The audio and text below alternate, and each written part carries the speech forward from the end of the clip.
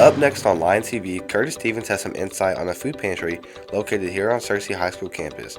Next, Kat Berman is here to highlight one of Searcy's cheerleaders on the Lion of the Week. And me, Buddy Vickery with Helmet Stone Rain. All that and more, Lion TV starts now. Good morning, Searcy High School. I'm Aubrey Jones. And I'm Brooklyn Shaver. We hope you had a wonderful week, Searcy. Now let's start this day with some morning announcements. Starting now, all Searcy School District students may enter athletic events for free by presenting their Smart ID at the gate. Deadline to order your senior yearbook ads is December 31st. Email Ms. Cook with any questions at ccook@searcyschools.org.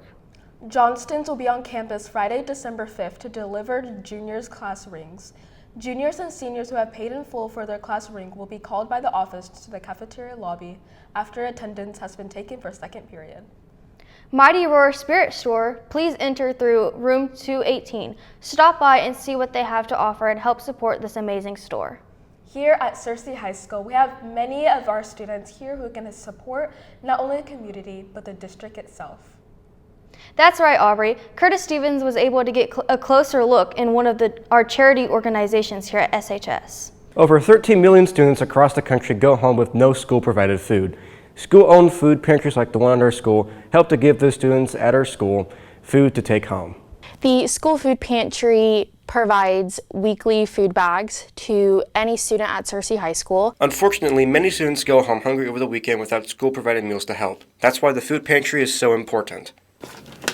The main goal of the school food pantry is just to help students that might be facing food insecurity at home, and it's just to provide some extra food for them to have on the weekends when they're not at school. I just think knowing that the students that we're meeting a basic need in their life and that they're better able to come to school and learn because of that. It feels really good to know that we can support the students in that way, and so I just like being able to help our students feel supported so that they can be successful at school and in life. There is one thing Miss Means keeps coming back to the food pantry for. My favorite part of organizing the food pantry would being able to help students who need the extra support. I mean, it's just a project that I would never totally leave. I'm really excited to have Miss Means join and help us to keep it going. It's about 40 to 45 students who get a weekly food bag from the school food pantry right now. So those 40 to 45 students don't go home without any food. It's important that the food pantry receives donations from throughout the community.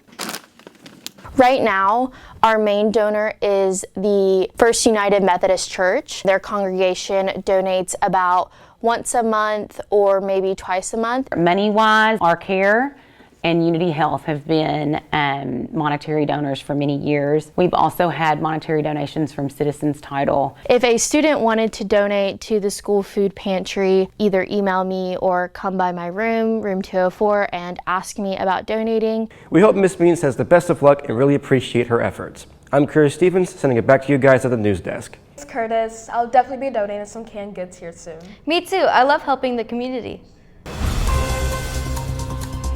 Walmart CEO Doug McMillon, who turned America's largest retailer into a tech-powered giant and spearheaded a period of robust sales growth since becoming chief executive in 2014, plans to retire early next year. The company said Friday in a surprise announcement.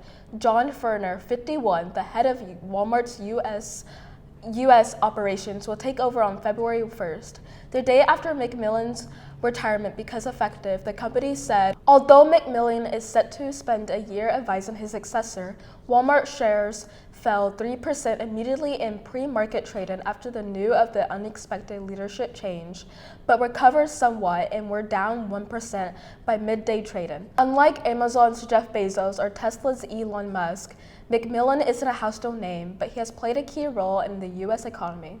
Walmart's performance serves as a barometer of consumer spending given its size and vast customer base. The company maintains that 90% of U.S. households rely on Walmart for a range of products, and more than 150 million customers shop on its website or in its stores every week. A Turkish national accused of violently resisting arrest and attempting to seize an officer's taser in a confrontation in western New York has been taken into custody, according to an ICE statement. In a statement released Tuesday, ICE said the suspect, identified as Saeem Argai, 39, allegedly fought officers and shouted the phrase "God is great" in Arabic during the struggle, before subdued and arrested. Officers repeatedly ordered Argai to exit the vehicle, but he refused. According to the statement, an ICE officer drew their taser and informed Argai multiple times that if he didn't stop resisting, he'd be tasered. While attempting to place Argai in custody, officials allege Argai, at which point another officer deployed their taser to get control of the suspect.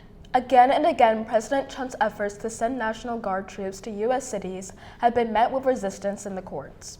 In his second term, Trump has continued to push the boundaries of military involvement in domestic matters, whether it comes to addressing public safety, quelling protest, or safeguarding federal buildings and personnel, including ICE agents, in response. Local and state Democrat leaders have forcefully pushed back and made strides in courts, where judges have deemed the use of military force as unnecessary or unlawful. Some judges have also expressed weariness around having the military get involved in civilian affairs. This week has been a little warmer than usual, don't you think, Aubrey? You're right, Brooklyn. It feels like just yesterday I was covered head to toe. Well, let's send it over to Brody Vickery, who has all of our weather updates for us. Hey Ceci, let's get into today's weather updates. Today we have rainy skies with high 74, rain at a 35% chance, wind southwest at 9 miles per hour, humidity at 86%, and sunrise at 6:40 a.m. Now let's get into tonight's weather updates. Tonight we have cloudy skies with a low of 52, rain at a 10% chance, winds west-northwest at 4 miles per hour, humidity at 95%, and sunset at 4:57 p.m. Now let's get into our almanac. Our last 7 days average is a high of 80 and a low of 47. Our monthly average of precipitation is 4.77 inches. Our month-to-date precipitation is 0.22 inches. Now let's get into our fivecast. On Saturday, we're going to have partly cloudy skies with a high of 65 and a low of 44 at a 14% chance of rain. Sunday, we're going to have partly cloudy skies again with a 64 high and a 48 low at a 7% chance of rain. Monday, we're going to have rainy skies at a 61 high and a 53 low at a 78% chance of rain. Tuesday, we're going to have partly cloudy skies with 65 high and a 46 low, 15% chance of rain. And Wednesday, we're going to have partly cloudy skies with a high of 57 and a low of 32 with a 6% chance of rain. Well, Ceci, it's going to be cloudy next week for Thanksgiving. Now, back to our news desk. Thanks, Brody. Yeah, I'm glad it's getting cooler. I'm starving. Do you know what's for lunch today, Brooklyn? I do. Today for lunch we'll be having smothered baked chicken, homemade cornbread, classic pepperoni pizza, chicken and chili crispito, fajita marinated chicken, crispy chicken sandwich, fresh whole fruit, and milk. Yum, that sounds delicious. Make sure you thank our lunch ladies for all they do here at Searcy High School. All the food hype is making me think about cheer. You're in luck. Our Kat Bremen has an interview with cheerleader Aubrey Law. Welcome back to a new episode of Lion Week, and today we have a very special guest here today, Aubrey Law. So Aubrey, tell me a little bit about yourself and the experiences with cheerleading. Well, I started cheer in 7th grade. I've been on the cheer team up until now, on the competition team since I was in 9th grade. It's definitely been a bit of a challenge for me because I'm not the most outgoing person all the time, so it's definitely made me get out of my comfort zone and gain more confidence. So. What do you think are the most important qualities for a successful team member? Definitely being able to cooperate with others and then being patient. That's a big one because it's not really like an individual sport, it's more of a team sport, and it includes working together with other people, and if you're not patient and willing to hear other people out, then it's not the easiest thing. So. What do you consider your biggest weakness, and how are you working to improve? Okay, I consider my biggest weakness actually to probably be being patient with others, because I'm a perfectionist myself, and so I know that I'm trying my best, and sometimes it's hard whenever I don't necessarily feel like other people are putting in that effort. So definitely just learning to be patient with other people is something that I'm definitely working on. So. What are your ideas for getting more students and staff involved with the school spirit? You could do more social media, like appearances. I feel like it would be fun. I was thinking about this earlier, maybe do like behind the scenes, like a typical day in the life of, or just whatever, and to try and like include social media, because I know that's what a lot of the students and staff are on nowadays, and so I feel like that would really include everyone's. Yeah. Well, thank you, Aubrey. Well, seriously, that's all the time left in this week's Line Week. I'm Kat Ramsey. Back to the anchors at the news desk.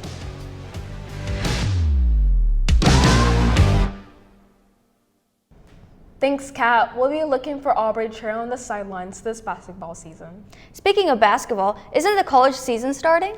Let's send it over to Bo Bramlett to see what matchups are happening.